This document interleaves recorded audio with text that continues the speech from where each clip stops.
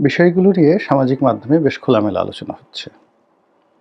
আর মূলধারার যে গণমাধ্যম, সেখানে যে সকল আকার ইঙ্গিতে খবর প্রকাশিত হচ্ছে, তাতে করে স্পষ্টতই বোঝা যাচ্ছে মার্কিন যুক্তরাষ্ট্র বর্তমান ডক্টর মোহাম্মদ ইউনূস সরকারের উপরে একটি ইনক্লুসিভ নির্বাচনের জন্য বেশ চাপ প্রয়োগ করছেন। আপনারা যদি গত কয়েক মাসের খবরাখবর দেখেন, তাহলে দেখবেন যে ডক্টর মোহাম্মদ ইউনূসের নিরাপত্তা উপদেষ্টা জনাব খলিলুর রহমান দিল্লি সফর করেছেন। তারপর তিনি কাতার সফর করেছেন এবং আমেরিকা সফর করেছেন একাধিকবার। এর বাইরে মার্কিন যুক্তরাষ্ট্রের বেশ গুরুত্বপূর্ণ বেশ কয়েকজন কূটনীতিবিদ তারা বাংলাদেশ সফর করেছেন এবং সরকারের অতি গুরুত্বপূর্ণ ব্যক্তিদের সঙ্গে ক্লোজ ডোর বৈঠক করেছেন। এর বাইরে আমরা যেটা দেখেছি, ইউরোপীয় ইউনিয়ন, মার্কিন রাষ্ট্রদূত এবং অন্যান্য গুরুত্বপূর্ণ দেশের যারা রাষ্ট্রদূত, তারা চরকির মতো ঘুরে বেড়াচ্ছেন। জামাত, তারেক রহমান সাহেব, তারপর ডক্টর মোহাম্মদ ইউনূস, তাদের সবার সঙ্গে সিরিজ অফ বৈঠক তারা করার পর এরা আবার সদল বলে দিল্লিতে বৈঠক করতে যাচ্ছেন। কার সঙ্গে যাচ্ছেন, কি কারণে যাচ্ছেন, এগুলো নিয়ে নানা রকম বিতর্ক হচ্ছে এবং সবাই বলার চেষ্টা করছেন যে আমেরিকা একটি ইনক্লুসিভ নির্বাচন চাচ্ছে এবং সেখানে যে কোনো মূল্যে হোক আওয়ামী লীগের অংশগ্রহণ করানো বাধ্যতামূলক করার জন্য তারা জোর চেষ্টা চালাচ্ছে। এখন পরিস্থিতি যেভাবে চলছে এই মুহূর্তে, এটা কি করে সম্ভব? এর কারণ হলো নির্বাচনের তফসিল ঘোষণা হয়েছে, আজকের দিন পর্যন্ত প্রতীক বরাদ্দ হয়ে গেছে এবং নির্বাচনের ট্রেন্ড ঠিকমতো চলছে। সেই নির্বাচন কিভাবে হবে না হবে সেটা পরের ব্যাপার। প্রথমত হলো যে সরকারের পক্ষ থেকে সর্বশক্তি দিয়ে নির্বাচন অনুষ্ঠান করানোর চেষ্টা করা হচ্ছে, আর রাজনৈতিক দলগুলো যারা প্রার্থী তারাও যার যার অবস্থান থেকে প্রচার এবং প্রোপাগান্ডা শুরু করেছেন। তো এই অবস্থাতে কিভাবে আওয়ামী লীগের সঙ্গে রিকনসিলিয়েশন সম্ভব, কী করে আওয়ামী লীগকে এই নির্বাচনে অংশগ্রহণ করানো সম্ভব, এগুলো নিয়ে আকার ইঙ্গিতে আলোচনা হচ্ছে। যারা একটু সাহসী তারা বলার চেষ্টা করছেন যে ঠিক আছে, নির্বাচনটা পিছিয়ে দেওয়া হোক। আবার কেউ কেউ বলার চেষ্টা করছেন যে ঠিক আছে, নির্বাচনে যারাই ক্ষমতায় আসুক তারা নির্দিষ্ট সময়ের পর 3 মাস বা 6 মাস পরে আওয়ামী লীগকে রিকনসিলিয়েট করে যদি একটি ইনক্লুসিভ নির্বাচন দেওয়া হয় তাহলে সেটা হতে পারে। তো এগুলো নিয়ে আলাপ আলোচনা হচ্ছে। এখন যারা প্রশ্ন করেন তাদের বক্তব্য হলো যে যেখানে আওয়ামী লীগ নিজ মুখে একাধিকবার বলেছে যে তাদেরকে মার্কিন যুক্তরাষ্ট্রের ডিপ স্টেট পলিসির দ্বারা ক্ষমতাচ্যুত করা হয়েছে এবং জুলাই আগস্টে রাজপথে যা কিছু ঘটেছে সেখানে ম্যাটিকুলাস ডিজাইন ছিল এবং সেই ডিজাইনের মাধ্যমে জনগণকে উস্কে দেওয়া এবং এই বিপ্লবটিকে মিসহ্যান্ডেল করার জন্য বা গণ অভ্যুত্থানটিকে সরকার পতনের দিকে নিয়ে যাওয়ার জন্য যে সকল ডিজাইন করা হয়েছে তার সঙ্গে আমেরিকার একটা যোগসাজশ ছিল।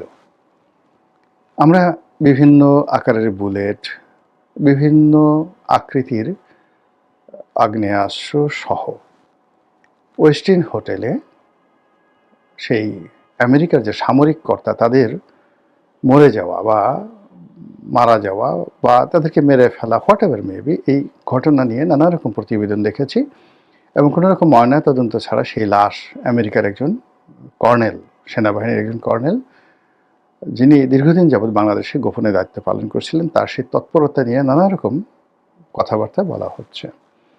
তো সেক্ষেত্রে এরকম যে মিলিটারি অপারেশন, সামরিক অপারেশন আমেরিকার পক্ষ থেকে চালানো হয়েছিল, যেটিকে মানে যাকে বলা হয় কি বলবেন আপনি, তো সেটা কিভাবে চালিয়েছে তারা ভালো বলতে পারবে। এটা নিয়ে নানা রকম স্পেকুলেশন রয়েছে।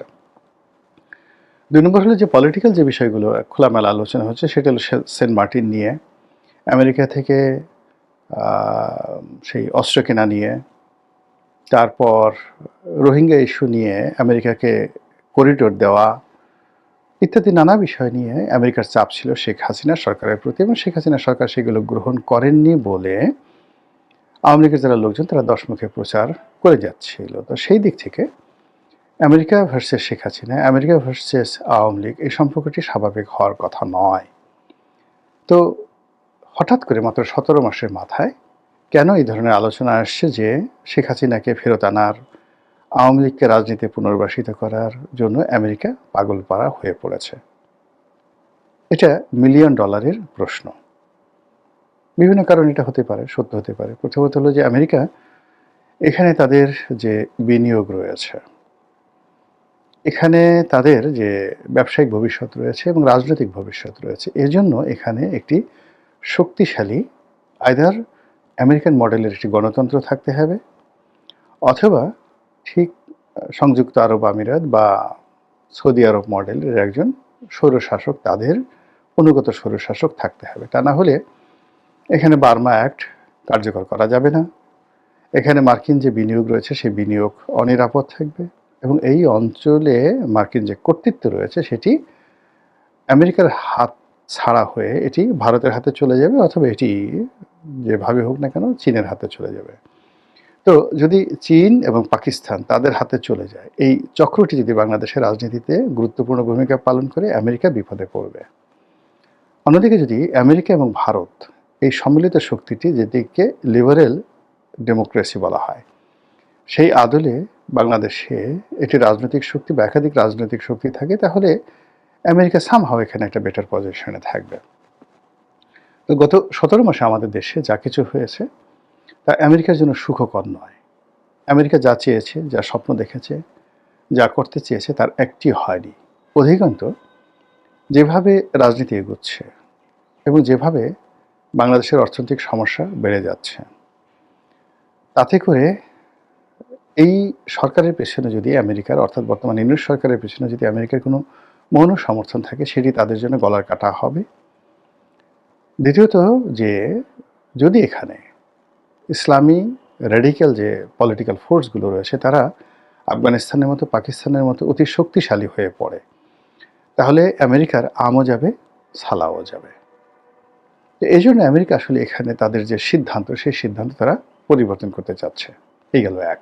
হতে পারে, মানে এটা হলো আমি আর একটা বিশ্লেষণ, আমার কোনো ব্যক্তিগত মতামত নয়, আমি শুধু বললাম এটা হতে পারে। দ্বিতীয়ত হলো যে মিস্টার ডোনাল্ড ট্রাম্প ব্যক্তিগতভাবে তিনি নোবেল পুরস্কার বিরোধী, নোবেল শান্তি পুরস্কার বিরোধী। ব্যক্তিগতভাবে তিনি ডক্টর মোহাম্মদ ইউনূসকে অপছন্দ করেন, এটা তিনি একেবারে প্রকাশ্যে বলে ফেলেছেন। তো সেই দিক থেকে মার্কিন যে পররাষ্ট্রনীতি, সেই পররাষ্ট্রনীতির ক্ষেত্রে মার্কিন ফেডারেল সরকারের একটা একছত্র আধিপত্য রয়েছে। আমেরিকার ইন্টারনাল ব্যাপারে দেখা গেল যে সেখানে ডোনাল্ড ট্রাম্পের খুব অল্প করণীয় আছে।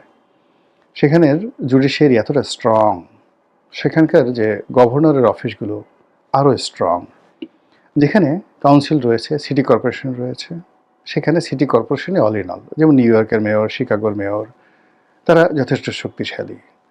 এরপর সেখানে মার্কিন সিনেট আছে, মার্কিন কংগ্রেস আছে, এর বাইরে সংবাদপত্র আছে, স্বাধীন জনগণের মতামত আছে। এইসব মিলিয়ে আমেরিকার অভ্যন্তরীণ ব্যাপারে প্রেসিডেন্ট ডোনাল্ড ট্রাম্পের খুব অল্প করার আছে। কিন্তু কোনো একটি দেশের সঙ্গে যুদ্ধ বাঁধিয়ে দেওয়া, বিদেশি কোনো রাষ্ট্রের সাথে সম্পর্ক স্থাপন করা বা বিদেশি রাষ্ট্রের সাথে সম্পর্ক নষ্ট করে দেওয়া, অন্য দেশের সরকার পরিবর্তন করা ইত্যাদি সব ব্যাপারে প্রেসিডেন্টের ক্ষমতা একছত্র।